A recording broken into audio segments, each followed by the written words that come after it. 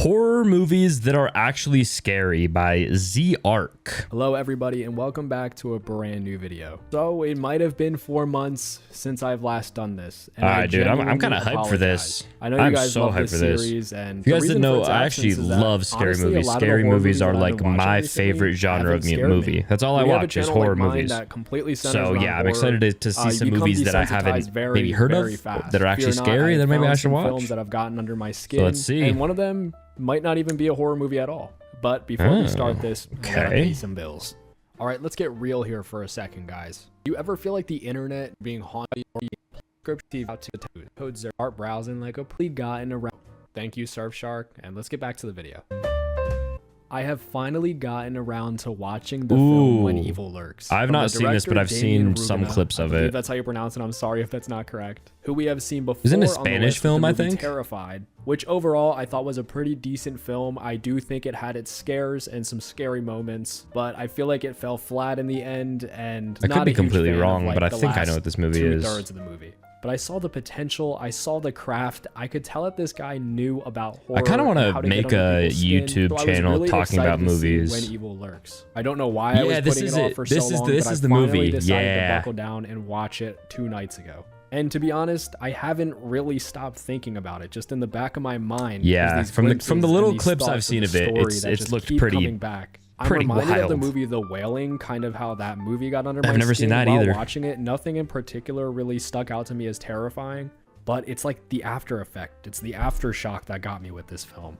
It is gory, it is disgusting, it is disturbing. That's what I've heard. And let me tell you a little bit about it. In a remote Argentinian village, 2 brothers, Pedro and Jimmy, discover the mutilated body of a man who died under mysterious, disturbing circumstances. As they investigate, they uncover and the guy's like a sheep or whatever, right? Rotten person possessed by a demonic entity about to give birth to evil itself.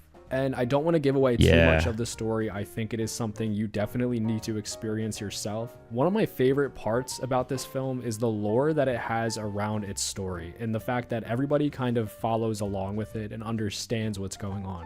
It's something that exists in this world. It's something that everybody knows, and I love. I'm pretty sure it's a Spanish film baked into its story. Nothing is really doubted. Everything is understood. And I found that super entertaining and kind of added to the horror of this film. It's not your typical jump scare horror movie. I find that the fear is through the disturbance and the psychological scarring that this film gives you. That's what it looks like. I mean, thick and dark. From the few clips I have seen of it, there's like, it's one of like the beginning scenes where like they see like the first infected guy or whatever, and dude, it's like I think he just showed a picture on screen. It's just like this big fat dude laying there with all these like shit oozing out of his. Oh, dude, it was disgusting. And the practical effects and some of the pretty bad CGI, I have to admit, really do ground your feet in this world and make you feel like you're there for the runtime of this film.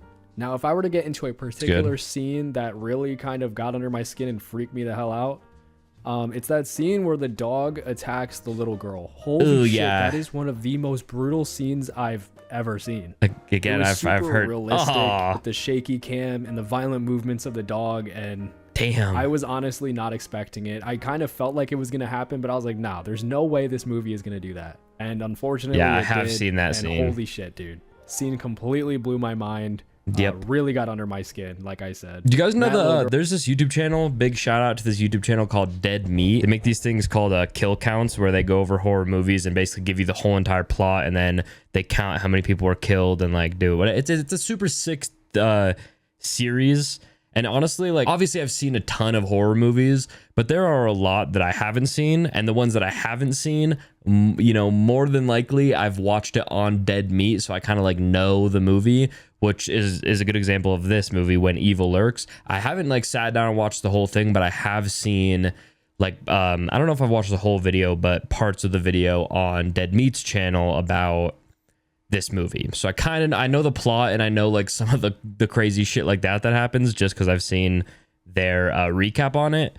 But I should actually sit down and watch this movie. This looks really good, and I mean, this is the second person I've heard say that it's a really good story or a really good movie. Girls being thrashed around like a Barbie doll. It was insane. I would love to do a full critique of this film because I feel like the ending of it just throws the character development out the window and almost doesn't make sense to the characters that are doing certain actions. For instance, one of the like a lot of characters, movies, Pedro, though. he seems pretty smart throughout the film. He acts fast and he also acts on instinct. But the times that he does think about the things that he does, I feel like they're pretty smart. He's a pretty smart dude in this scenario. But there's a part where some little girl is telling him to do something, and I do not know why. For the life of me, he listens to the possessed little girl. And not even 5 minutes before he listens to this little girl, he absolutely demolishes her with a car door.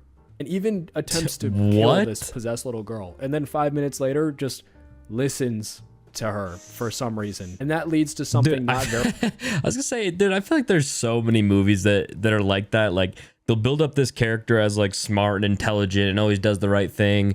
And then, you know, at the end, they do some stupid little thing. And it's like, okay, then what was the point? I guess the point was because it's almost like a shock because this person is so smart. Why would they ever do something like that? And then all of a sudden they're doing this thing that you wouldn't think they would do because, you know, the whole film, they're like, okay, you know, they're smart and they're intelligent and they don't do dumb things. Then all of a sudden they do a dumb thing and it gets them killed or whatever. Like, dude, I feel like that's in every single horror movie pretty much. Like, you have the one person who's like trying to solve it and they know like everything about, you know, the demon or the monster or whatever. And then all of a sudden they like don't listen to their own advice or what they know about the creature and then they die somehow or something like that. I guess it's kind of like irony in a way, almost. Like, that's what the directors or producers are trying to show, is that like, hey, or the writers, you can be as smart and, you know, prepared in these events, but there's always going to be some dumb thing that you do, or, you know, that even though you think you might know everything, you don't. Like, shit like that almost. I might be playing too deep into it, but I think that's almost the reason why they do that. Very good. And I did not understand why that was there. I do not think the ending of this film is very good, but I do think it is pretty scary. It's like every single movie, though. And everyone in my comments seems to love like this the endings movie. I kind of agree with horror movies always let's move on to suck. the next film in this video. It's like the worst part of horror films is the endings. Now, this next movie might cause some conversation in the chat, because this isn't really considered a horror film. But at the end of the day, this is the Zerk channel, so it's my list. I don't know. We'll be talking about the 2007 film Zodiac. Directed by David Fincher, one of my favorite not seen, I don't believe. of all time. And Zodiac being but one I of do my love favorite true crime films of all time. The thing that makes this movie so favorite film of all time, that's a crazy claim. It is based on a true story. It covers a real life... That's like what am I watching right now? Mindhunter on Netflix. This is actually my second time watching it, but it's about like the true story of the FBI agents who did all of the interviewing serial killers. Like, they interviewed Charles Manson, they interviewed Ed Kemper, like all these different people.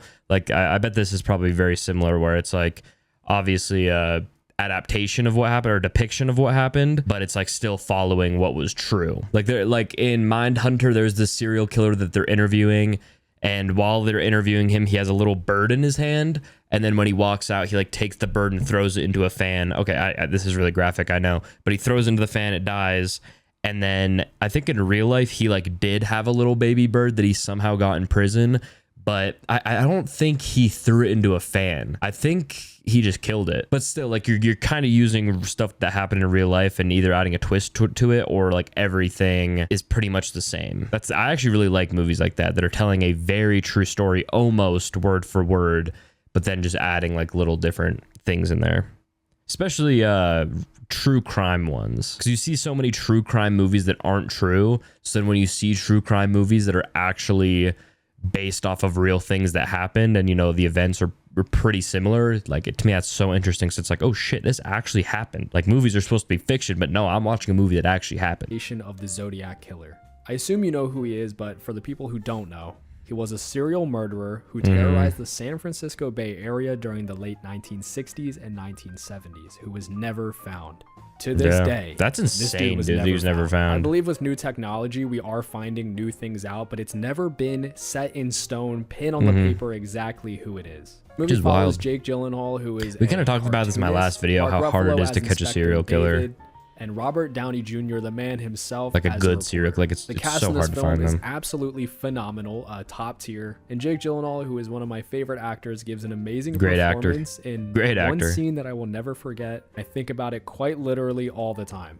I really cannot tell you guys how much I actually love this film. I see it. Dang, I'm gonna watch this tonight. This sounds sick. I watch it so much. It's weirdly become a comfort film for me, which might set off some red flags.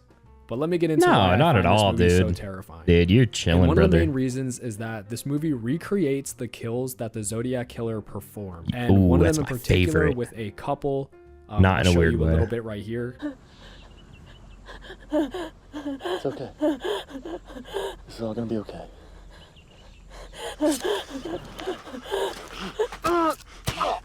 Ah, damn.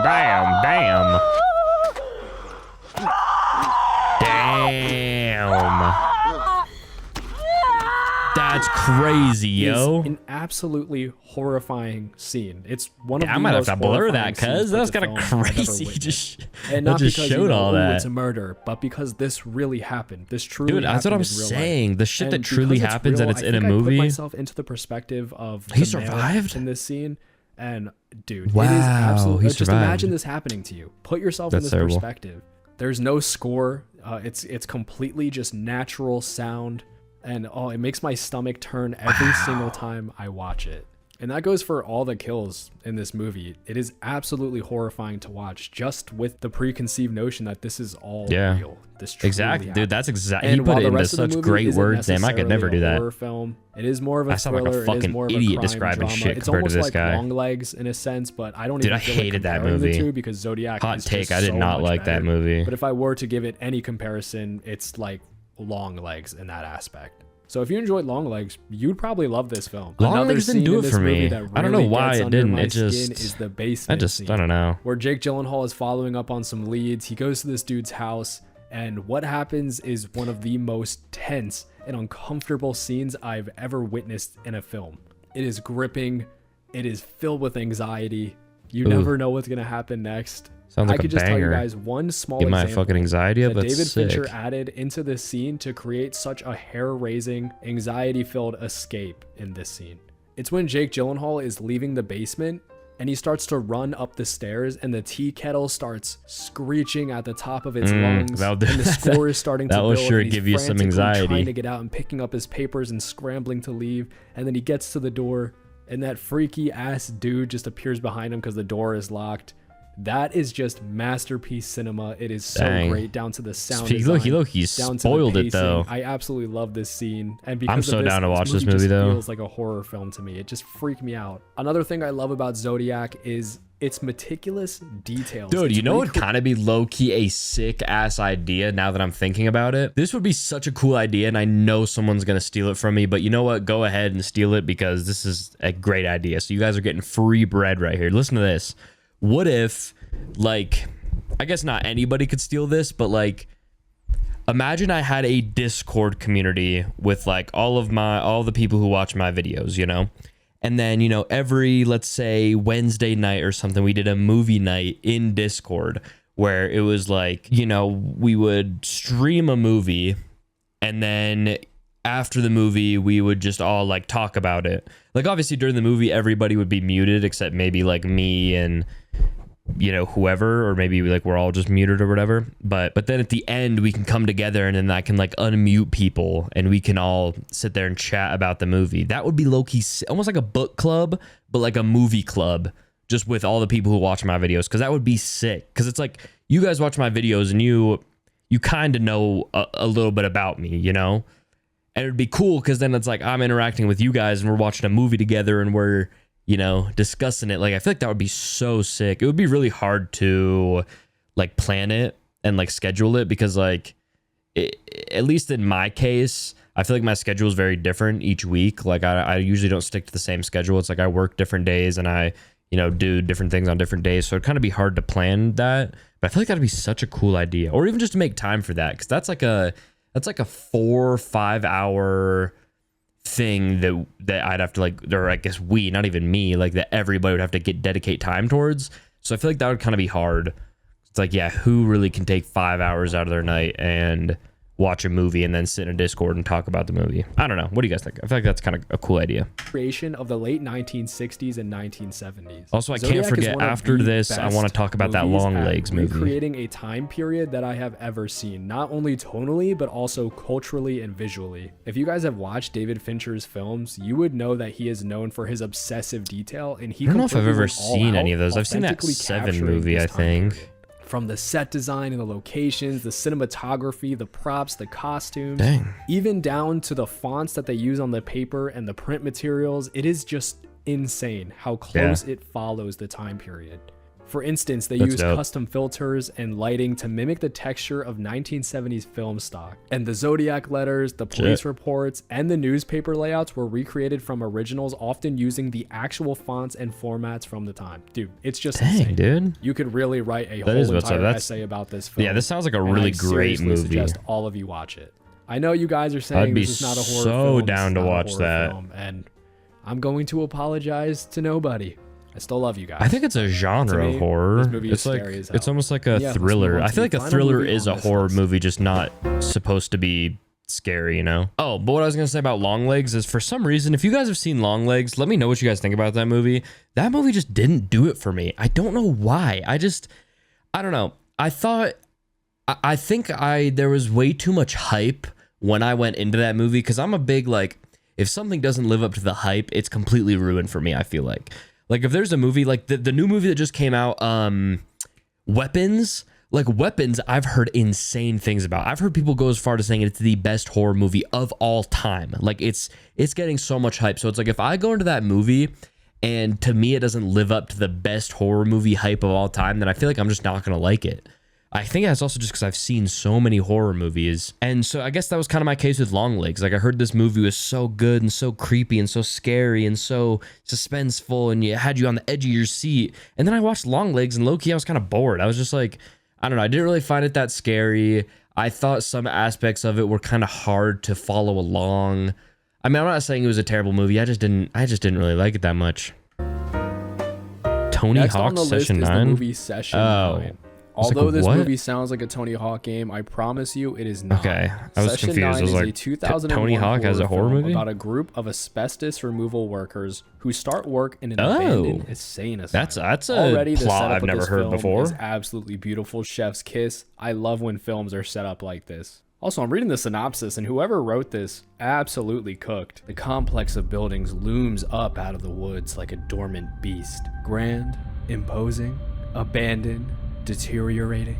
The residents of Danvers, Massachusetts steer well clear of the place, but Danvers State Mental Hospital closed down for 15 years. Dude, what is this movie called? The Sessions 9? Dude, that low-key gave me chills. This is a plot for a movie that, like, I've never heard anything like this. That's why it's sick. We need to get them right in the other one. Like that, there's that one movie. I think there might be a sequel to it too. It's the movie where they're like the paranormal investigators who stay in the abandoned asylum or whatever. It's like, but like the movie is showing the found footage from the ghost hunting TV show.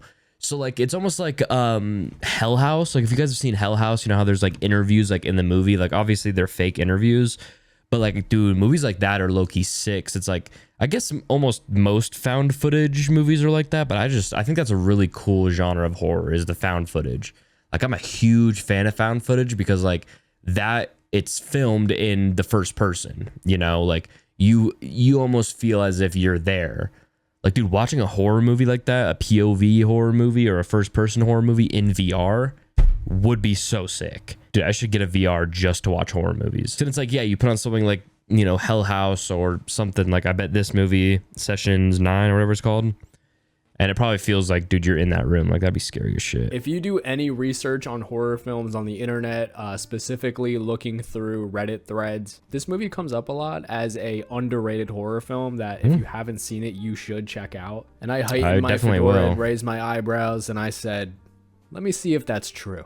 And yeah, this movie is super underrated and very disturbing and severely gets under your skin. As I get older and watch more horror movies, I feel like I need more psychological horror films. I feel like those really pause. This movie was very low budget at $1.5 million, and I'm pretty sure they spent that $1.5 million on just the location alone.